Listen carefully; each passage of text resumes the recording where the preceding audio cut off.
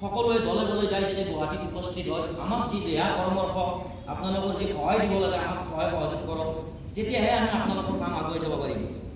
মোৰ পিছত যদি 1000জন মানুহ থাকে মই তেতিয়া সাহসীৰে আগুৱাই যাব পাৰিম। যদি মোৰ পিছত 0 মানুহ হৈ থাকে, 10জন মানুহ থাকে, মই কোনোবা বেৰিকেড ভাঙিব পাৰিম নেকি? মই ক'ৰবাত ধৰ্ণা কাৰ্যসূচীত ৰেলী ওলাব পাৰিম নেকি? মই কেতিয়াও নোৱাৰোঁ ৰেলী ওলাব। মোৰ কেতিয়াই বল আহিব, কেতিয়াই ক্ষমতা আহিব, যেতিয়া আপোনালোকে মোৰ পিছত থাকিব। যেতিয়ালৈকে আপোনালোকে পিছত নাথাকিব তেতিয়ালৈকে কোনো সন্থাই আজিলৈকে একো কাম কৰিব নোৱাৰে। সেইটো কাৰণে আপোনালোকক কৈছোঁ, বহু দেহৰক্ষী যোৱা নাই সন্থাৰ বদনাম কৰে, সন্থাৰ প্ৰেচিডেণ্ট ছেক্ৰেটাৰী একো নকৰে। আমি যথেষ্ট কৰিছোঁ।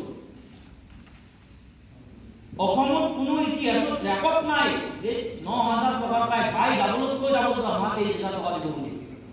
কেচিৰ জৰিয়তে মুখ্যমন্ত্ৰী মহোদয় বাধ্য হৈছে, য'ত মাননীয় মুখ্যমন্ত্ৰী মহোদয় প্ৰেছ মিট এটা দিও ক'ব নোৱাৰিলে মই আজি গৃহৰক্ষীৰ জন ইমান টকা দৰমহা বাঢ়াই দিছোঁ, কৈছিল নেকি?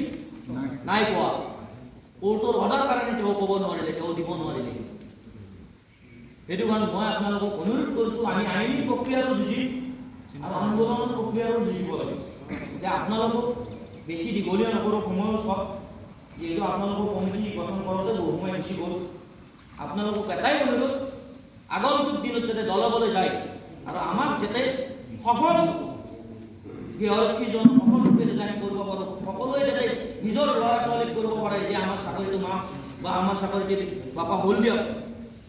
যে এই কথাৰে উদ্দেশ্যৰে যেতিয়া ক'ব পাৰোঁ যে সকলোৱে দলে বলে ওলাই আহি যাতে আমাক সহযোগ কৰে, এইখিনি কৈ মোৰ চমু বক্তব্য সামৰণি মাৰিছোঁ। জয় হিন্দ।